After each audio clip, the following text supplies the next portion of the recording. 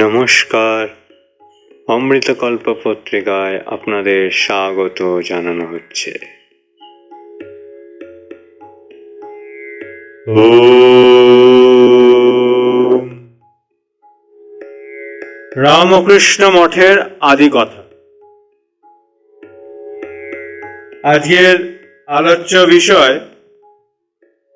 প্রশ্নোত্তরমূলক আলোচনা।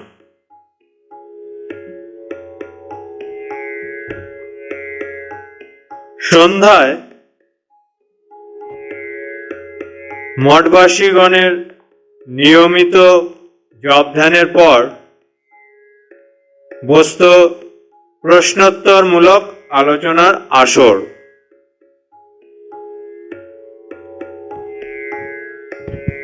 মঠের প্রবীণ ও নবীনগণ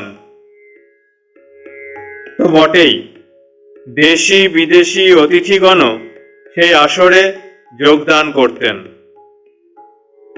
আবার তাদের কেউ কেউ সক্রিয় অংশগ্রহণও করতেন। প্রশ্নের উত্তর সাধারণত সভার সভাপতি অথবা তার নির্দেশে অপর কেউ দিতেন। বলাই নিষ্প্রয়োজন যে আসরে স্বামীজি স্বয়ং উপস্থিত থাকতেন, সেই আসরই হয়ে উঠত সবচাইতে জমজমাট।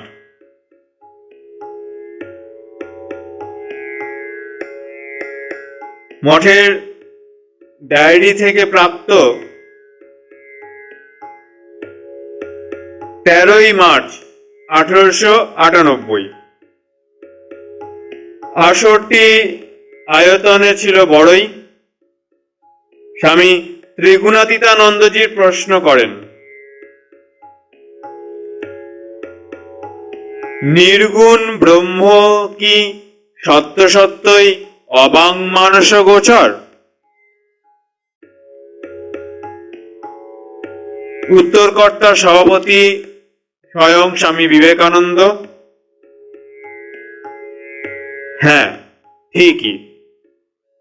উপস্থিত গণের মধ্যে কয়েকজন এই বিষয়ে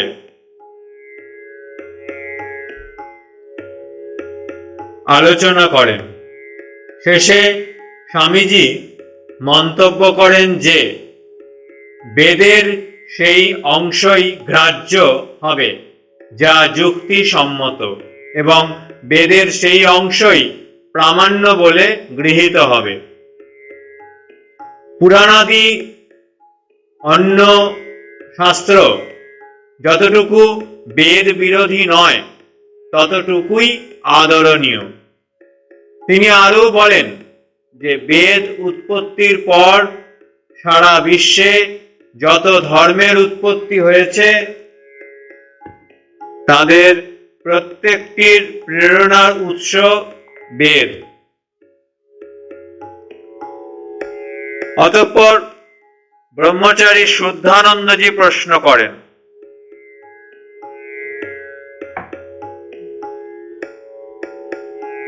প্রশ্ন, চরিত্রের সুষম বিকাশ কিভাবে আয়ত্ত করা যায়? স্বামীজির উত্তর, সুষমভাবে চরিত্র গঠন মানুষের সঙ্গে বাস করলেই চরিত্র গঠন সুগম হয়ে ওঠে। ব্রহ্মচারী শুদ্ধানন্দজি পরবর্তী প্রশ্ন, ভারতের পুনর্গঠন কাজে রামকৃষ্ণ মিশনের ভূমিকা কি হবে?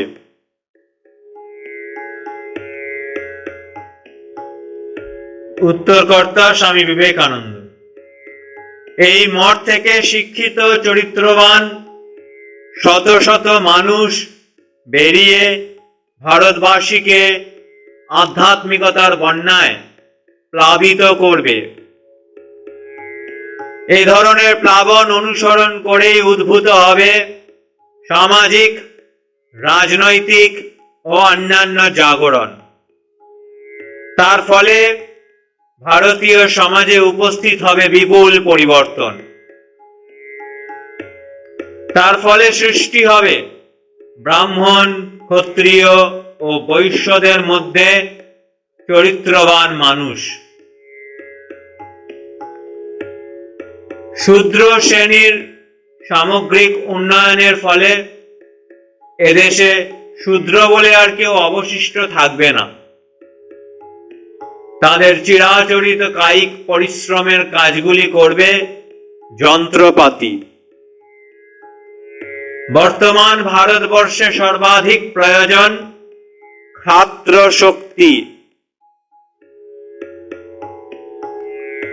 স্বামীজির শিষ্য শরৎচন্দ্র চক্রবর্তী মহাশয় প্রশ্ন করেন, নিজে পূর্ণতা লাভ না করে কেউ কি প্রকৃত বিচার প্রচার করতে সমর্থ?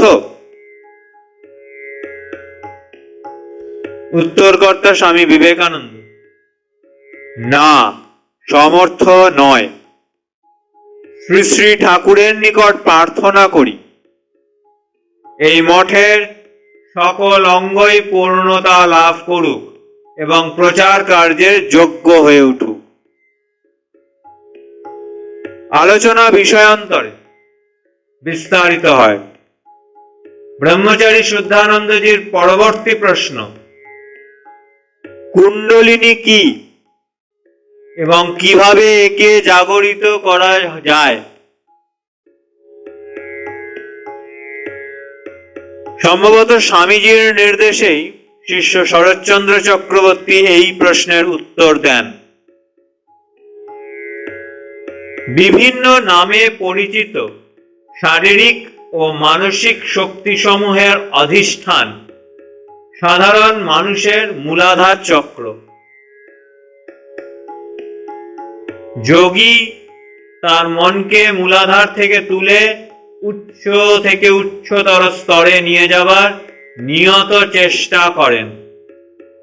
যতক্ষণ পর্যন্ত না সে শক্তি যোগীর সহস্রারে ওঠে এবং যোগী ব্রহ্মলীন হয়ে যান, আমার মতে এইরূপ শক্তি সমূহের উন্নয়ন হচ্ছে কুলকুণ্ডলিনীর জাগরণ।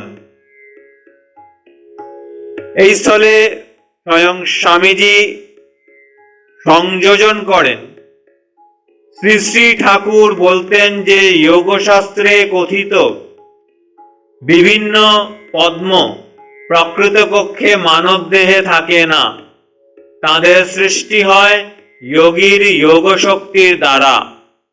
অতঃপর স্বামীজি যোগ সম্বন্ধে তার নিজস্ব কিছু অভিজ্ঞতা বর্ণনা করেন।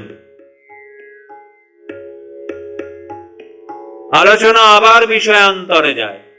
স্থাপত্য শিল্প সম্বন্ধে কথা ওঠে।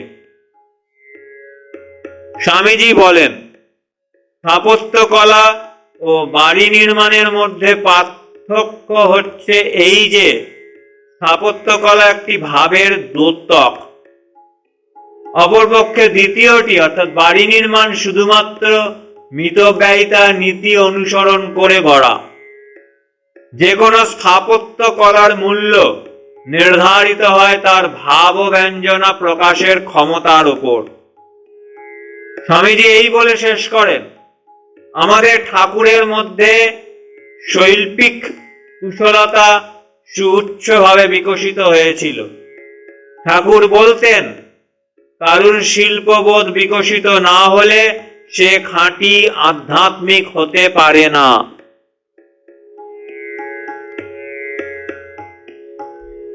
এই ধরনের প্রশ্নোত্তরের মাধ্যমে স্বামীজি মৌলিক চিন্তা ভাবনা শ্রোতাদের যে চমৎকৃত করত সে বিষয়ে কোনো সন্দেহ নাই।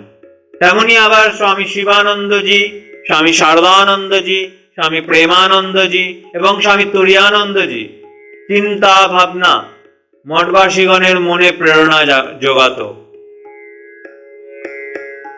15 এপ্রিল প্রশ্নোত্তরের আসরে স্বামী স্বরূপানন্দজি প্রশ্ন করেন, জগতের অনিত্যত্ব ও ব্রহ্মের নিত্যত্ব কিরূপে প্রমাণিত হয়? উত্তরকর্তা স্বামী শিবানন্দজি। জগতের অনিত্যত্ব ও অসারত্ব স্পষ্টতই প্রতীয়মান। প্রায় সকল বস্তুর পরিবর্তনশীল প্রকৃতি থেকে এটি সুস্পষ্ট। আমাদের অন্তর্জগতের ও বহির্জগতের বস্তু সকলের পরিবর্তনশীলতা নিবিষ্ট মনে লক্ষ্য করলেই সমগ্র জগতের অসারত্ব সম্বন্ধে আমাদের ধারণা স্পষ্ট হয়ে উঠবে। ইন্দ্রিয় সমূহ দ্বারা জ্ঞাত বহির্জগতে ঘটমান প্রতিটি পরিবর্তনের জন্যই অন্তর্জগতে থেকে যায় একটি প্রতিরূপ। বহির্জগৎ যতটা পরিবর্তনশীল ততটাই পরিবর্তনশীল অন্তর্জগৎ। কোন বস্তুর সত্তা অর্থাৎ রিয়েলিটি বলতে বোঝায় বস্তুটি চিরকালের জন্য অপরিবর্তিতভাবে স্থায়ী।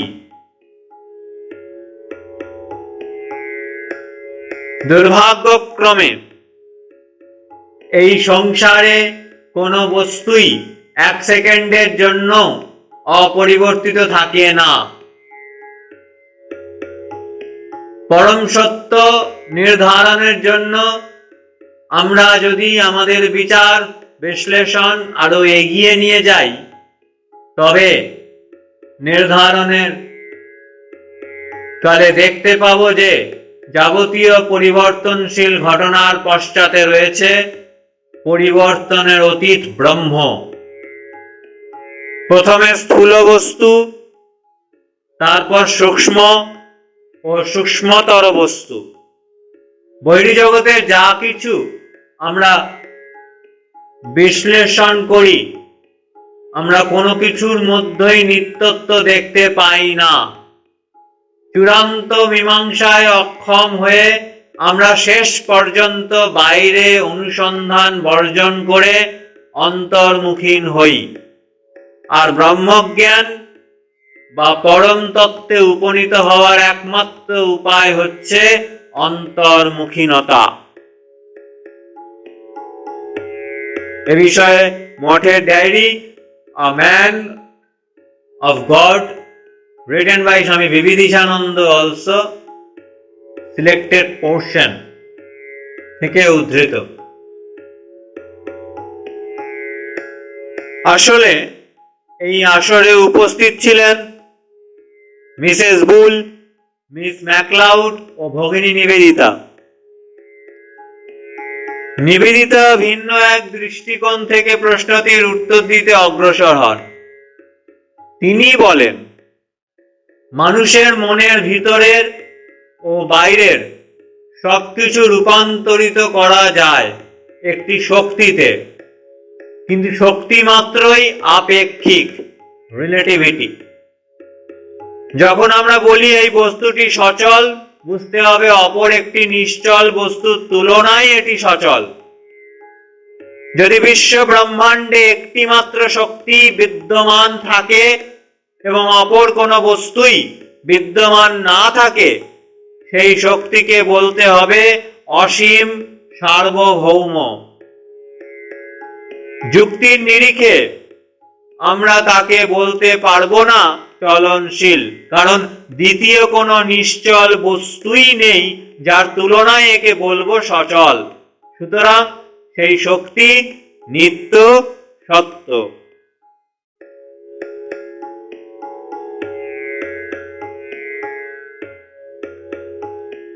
19শে মার্চের সান্ধ্য আসরটি হয় বিশেষ স্মরণীয়। নবীন মঠবাসীগণের বারংবার অনুরোধে স্বামী প্রেমানন্দজি মঠের জন্মলগ্ন থেকে তা ধারাবাহিক ইতিহাসটি বলেন। মাঝে মাঝে প্রয়োজন মতো স্বামী ত্রিগুণাতীতানন্দজি তাকে সাহায্য করেন।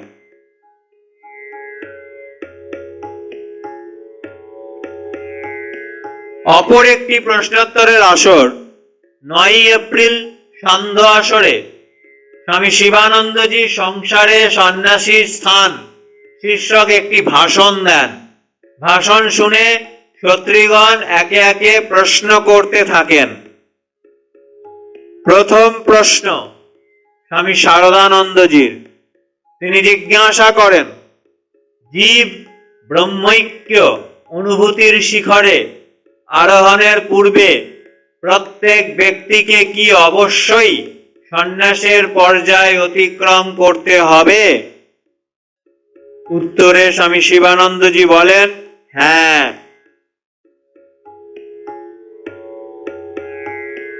স্বামী শারদানন্দজির পরবর্তী প্রশ্ন, একজন গৃহী ব্যক্তি কি সন্ন্যাস নিতে পারে?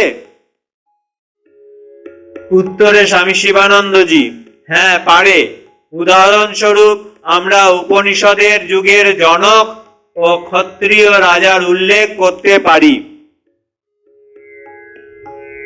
প্রশ্নকর্তা মিসেস বুল, কোন নারী কি সন্ন্যাস ব্রত গ্রহণ করতে পারে? উত্তরে স্বামী শিবানন্দজি, হ্যাঁ পারে। মানুষ মাত্রেই সন্ন্যাস ব্রত নেওয়ার অধিকার রয়েছে। আত্মাতে কোনো লিঙ্গালিঙ্গ ভেদ নেই। 17ই মে সান্ধ্য আসরে সভাপতি ছিলেন স্বামী শারদানন্দজি। ব্রহ্মচারী বিমলানন্দজি বহু আলোচিত একটি প্রশ্ন উত্থাপন করেন। তার প্রশ্ন, জনসাধারণের মধ্যে অদ্বৈত তত্ত্ব প্রচার করা কি কল্যাণকর হবে? স্বামী শারদানন্দজি প্রশ্নোত্তরে বলেন, একজন অধ্যাপকের সঙ্গে কোন দার্শনিক তত্ত্ব আলোচনা করা চলে, কিন্তু একজন মুচির সঙ্গে তা করা চলে না। কারণ একজন অধ্যাপক দার্শনিক তত্ত্বের সূক্ষ্ম চিন্তার সঙ্গে পরিচিত, কিন্তু সাধারণত একজন মুচির তা থাকে না। জনসাধারণ কিভাবে অদ্বৈত বেদান্তের জটিল ও সুউচ্চ তত্ত্ব বুঝতে পারবে? সেজন্য তাদের সামনে অদ্বৈত বেদান্তের ব্যবহারিক দিকটি উপস্থাপিত করতে হবে। তাদের শেখাতে হবে তাদের প্রত্যেকের মধ্যে অন্তর্নিহিত রয়েছে অসীম শক্তি ও সামর্থ্য। প্রত্যেককে আত্মশ্রদ্ধা ও আত্মবিশ্বাস অর্জন করতে শেখাতে হবে। অবশ্যই শেখাতে হবে কিভাবে তারা নিজেদের হিত সাধন করতে পারে, আবার অপরের কল্যাণ বিধানও করতে পারে।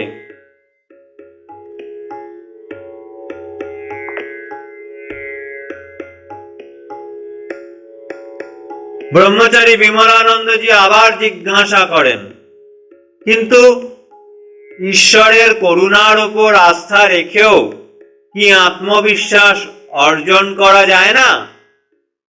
স্বামী শারদানন্দজি বলেন, এইরূপ ক্ষেত্রে ভক্ত মনে করে থাকেন তার আত্মবিশ্বাস তার নিজের সত্তা থেকে অনুৎপন্ন, তার উৎপত্তির বাইরে থেকে। কিন্তু কেউ যদি এ বিষয়ে আন্তরিকভাবে বিশ্বাস করেন তাহলেও ক্ষতি নেই।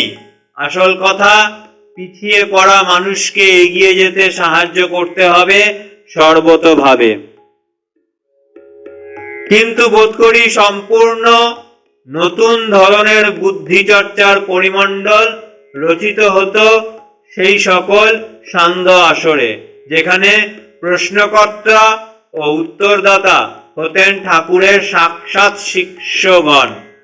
এ ধরনের বহু আসরের একটি সংক্ষিপ্ত বিবরণ এই যেমন 14ই এপ্রিল প্রশ্নোত্তরের আসর। প্রশ্নকর্তা স্বামী তুরীয়ানন্দজি। গীতাতে বলা হয়েছে, यस्य नाहंकृत भाव बुद्धिर्यस्य न लिप्यते हत्मापि स इमन् लोकान् न हन्ति न निबध्यते। অহংকার বা অহং ভাব কিরূপে উত্তরণ করা সম্ভব? কিরূপে সম্ভব সংসারে থেকেও সংসারে লিপ্ত না হওয়া? স্বামী শারদানন্দজি দুইটি দিক থেকে বিবেচনা করে এই প্রশ্নের উত্তর দেন। প্রথমত, তিনি মহাভারত প্রমুখ শাস্ত্রাদি থেকে একটি শ্লোক উদ্ধৃত করেন। মহাভারতে কথিত ধর্মব্যাধের বিষয়টি উল্লেখ করেন। ধর্মব্যাধ পারিবারিক জীবিকা অনুসরণ করে পশু বধ করতেন, মাংস বিক্রয় করতেন, অথচ তিনি ছিলেন পূর্ণ জ্ঞানী। দ্বিতীয়ত স্বামী শারদানন্দজি বলেন, একথা শাস্ত্রে স্বীকার করে নেওয়া হয়েছে যে সাধক তাঁর কাঁচা আমিকে নাশ করতে পারলে তবেই সে উচ্চতম সত্তা বা পরমাত্মা লাভ করতে পারে এবং এই সংসারে নির্ভয়ে থাকতে পারে। ধর্মব্যাধ কর্তব্যের খাতিরে প্রাণী হিংসা করলেও সকল কর্মে তিনি ছিলেন সম্পূর্ণ নির্লিপ্ত। তার কোনো কাজকর্মের পশ্চাতে তার নিজের স্বার্থ সাধনের কোনো আকাঙ্ক্ষা ছিল না।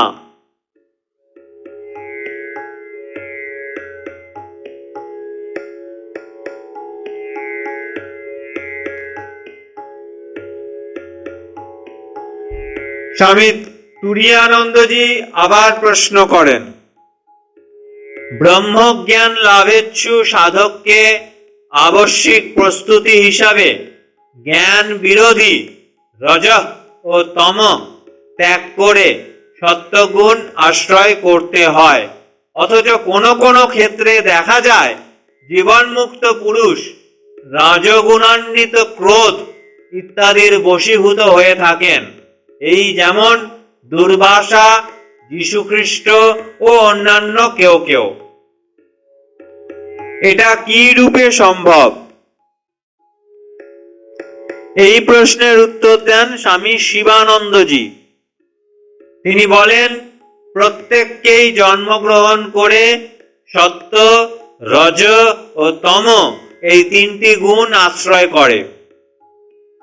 অবশ্য প্রত্যেকের ক্ষেত্রেই তিনটির মধ্যে একটি গুণের আধিক্য এবং অপর দুটির স্বল্পতা থাকে। দেখা যায় কেউ অধিক পরিমাণে সত্য এবং কম পরিমাণে রজ ও তম নিয়ে জন্মগ্রহণ করেছে, আবার কেউ জন্মেছে বেশি পরিমাণে রজ এবং কম পরিমাণে সত্য ও তম নিয়ে।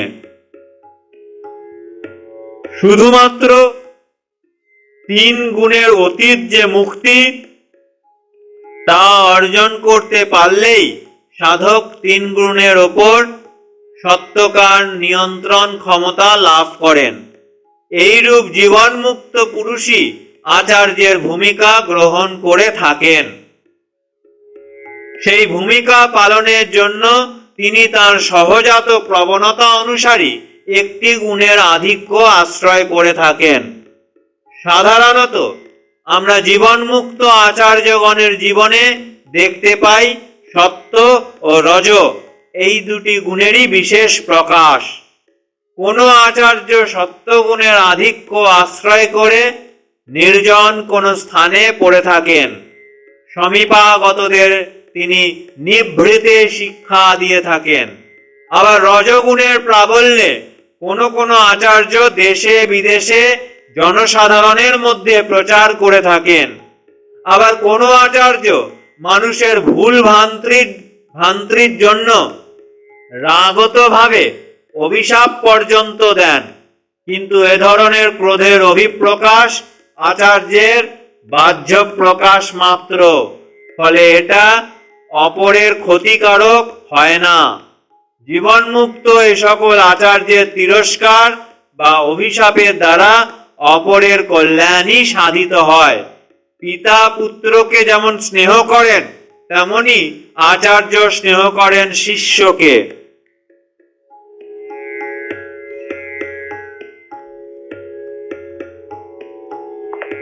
এরপরেই শুরু হয় একটি চিত্তাকর্ষক আলোচনা। আলোচনার বিষয় জীবন মুক্তের জীবনে প্রারব্ধ কর্মের প্রভাব কতটুকু।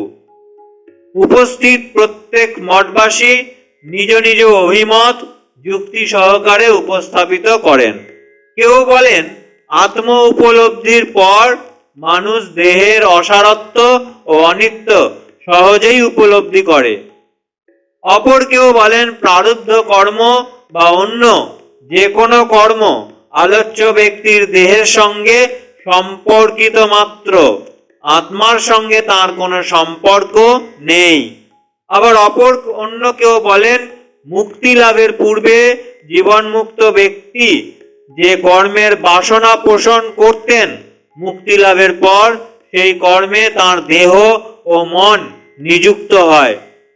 মুক্তি লাভের পরও তাকে প্রারব্ধ কর্ম করতে হয় বটে, কিন্তু তার দেহ বা মন কৃত কোনো কর্মের তিনি কখনোই আসক্ত হয়ে পড়েন না। তার দেহ মন কৃত কোনো কর্মই নতুন কর্মের বীজ বপন করে না। জ্ঞান লাভের পূর্বে তার রোপিত কর্মবীজের ফল মাত্র তিনি ভোগ করে থাকেন। প্রশ্নোত্তরের আসরে শুধুমাত্র আধ্যাত্মিক জীবনের সূক্ষ্ম তত্ত্বাদির আলোচনা হতো না, দৈনন্দিন জীবনের খুঁটিনাটি বিষয়ও উত্থাপিত হতো। যেমন 13ই জুলাই জনৈক মঠবাসী জানতে চান অশ্লেষা, মঘা ইত্যাদির কোনো দৃঢ় ভিত্তি যদি না থেকে থাকে, তাহলে শ্রী শ্রী রামকৃষ্ণ সে সকল মানতেন কেন? এ বিষয়ে স্বামী শারদানন্দজি উত্তর দেন, সত্যি কথা, মানুষের ওপর জ্যোতিষ্কের কিছু প্রভাব রয়েছে, কিন্তু তা এতই ক্ষীণ যে অধিকাংশ গুরুত্বপূর্ণ ঘটনাবলীর মুখ্য কারণ সেটি হতে পারে না। তাছাড়াও জ্যোতিষ্কের প্রভাব সকল খণ্ডন বা প্রতিরোধ করবার উপায়ও বর্তমান। শ্রী শ্রী ঠাকুর এ সকল আপাত কুসংস্কার মেনে চলতেন, কারণ তাঁর আধ্যাত্মিক উপলব্ধির সুউচ্চ ভূমি থেকে নেমে এসে এ সকল সামান্য ব্যাপারে অনুসন্ধান করবার সুযোগ তাঁর ঘটেনি। তিনি কতকটা যন্ত্রবৎ এ সকল মেনে চলতেন, কারণ এগুলি মানা এবং না মানার মধ্যে তিনি বিশেষ কিছু পার্থক্য দেখতে পাননি। 11ই সেপ্টেম্বর সন্ধ্যার আসরে প্রশ্নোত্তর স্থগিত থাকে। মঠবাসীগণের, বিশেষত তরুণ মঠবাসীগণের অনুরোধে স্বল্প বাক স্বামী ব্রহ্মানন্দজি ভক্তি সম্বন্ধে কিছু মূল্যবান উপদেশ দেন। এই সান্ধ্য আসরে অধিকাংশ দিনই বিভিন্ন তাপস সৌৎসাহে এতে যোগদান করতেন। আবার কোনো কোনো দিনের ব্যত্যয়ও ঘটত। যেমন 19শে এপ্রিল সন্ধ্যায় শ্রী শ্রী রামকৃষ্ণের ভাগ্নে হৃদয়রাম মুখুজ্জে গান গেয়ে আসর জমিয়ে তুলেছিলেন। ঠাকুরের গাওয়া কয়েকটি গান এবং ঠাকুরের পছন্দের কয়েকটি গান পরিবেশন করে সকলকে চমৎকৃত করেছিলেন তিনি। আবার 20শে এপ্রিল স্বামীজির লন্ডনে প্রদত্ত ভক্তিযোগের একাংশ পাঠ করা হয়েছিল। তারপর স্বামী শারদানন্দজি জনসভায় বক্তৃতা দেওয়ার পদ্ধতি সকল প্রদর্শন করেন। 2রা জুন সন্ধ্যায় প্রশ্নোত্তর ক্লাস, বক্তৃতা ইত্যাদির পরিবর্তে নবীন মঠবাসীগণ একত্রে বসে আলোচনা করেন একটি সমস্যার সম্ভাব্য সমাধান। কায়িক পরিশ্রম করে গঙ্গা থেকে সেই সময় মঠে জল তোলার পরিবর্তে সাইফন পদ্ধতির প্রয়োগ সম্ভবপর কিনা লাইব্রেরি থেকে বই এনে আলোচনা করা হলো। শেষ পর্যন্ত সিদ্ধান্ত হলো যে গঙ্গার নিম্নতল থেকে মঠবাড়ির উচ্চতলে এই পদ্ধতিতে জল তোলা সম্ভবপর নয়। আবার কোনোদিন গানের আসর, বিশেষত ভজন কীর্তনের আসরও বসেছে। কোনোদিন স্বামী শারদানন্দজি সকলকে গান গেয়ে শুনিয়েছেন। অবশ্য নীলাম্বর মুখার্জির বাগানে থাকাকালীন মঠে সঙ্গীত চর্চার কোনো নিয়মিত ক্লাসের ব্যবস্থা ছিল না। আজ এ পর্যন্তই। ओम शांति शांति शांति। हरि ओम तत्सत्। श्री रामकृष्णार्पणमस्तु।